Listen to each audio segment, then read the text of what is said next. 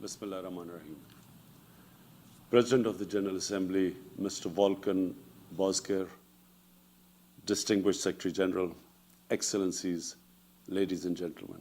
I would like to thank His Excellency President Aliyev of Azerbaijan, Chairman of the Non-Aligned Movement, for proposing this special session.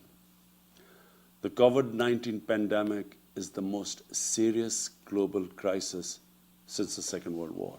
The virus has infected nearly 65 million people and killed, sadly, close to 1.5 million. And hopefully, whenever the vaccine is available, it must be offered to everyone. The pandemic has caused immense human suffering and the deepest global economic contraction since the Great Depression of 1930s.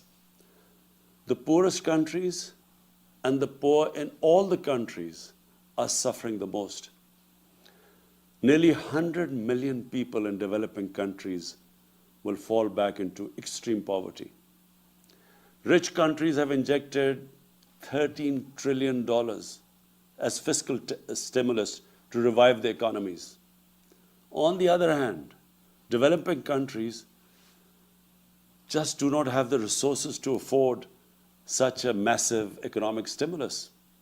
They are struggling to find even a fraction of the 2 to 3 trillion they require to recover from the pandemic. In Pakistan, we had a successful policy of smart lockdowns. Our efforts were aimed at ensuring that not only do we save people from the virus, but also prevent them from dying from hunger. We provided a relief package of around $8 billion, which was almost 3% of our GDP, to support the poor and to keep the economy afloat at the same time. And as I said, so far our strategy has worked. But now we are confronted with a far more aggressive second wave of the virus. We are facing now the challenge of maintaining and reviving our economic growth, as well as dealing with increasing number of cases which are occupying our hospital beds. The IMF Managing Director had advised countries to spend as much as it is required to stimulate growth. But like many developing countries, Pakistan is committed under our IMF program to reduce the budget deficit. And I'm sure other developing countries in our position are facing a similar dilemma. How do you stimulate the economy and yet at the same time reduce your budget deficit? The only way we can have the fiscal space to maintain and revive growth is through access to additional liquidity. Last April, I called for a global initiative on debt relief. We are grateful for the debt suspension announced by G20 in May and its subsequent extension till June next year. We also appreciate the rapid lending facilities activated by IMF and the World Bank. Yet the amounts generated so far are not even close to the needs of the developing countries to recover from the impact of the pandemic. As far as I know, 5 developing countries have already defaulted on their debt, and it seems others are about to follow. Several nations faced with large debt repayments and at the same time lost revenues are on the brink of economic collapse. There are disturbing reports from the World Food Programme of possible famines in some parts of the world. The financing for development discussions initiated by Secretary General and the Prime Minister of Canada and Jamaica have identified hundreds of options to financially support the developing countries. We hope that this process culminates in some concrete action soon. There is a need to reform the international financial architecture, build an inclusive and equitable debt management mechanism, construct a democratic, SDG-focused trading system, and install a fair international tax regime. If economic collapse is to be averted in a number of developing countries due to the COVID-19, the international community must identify and implement some key priority actions.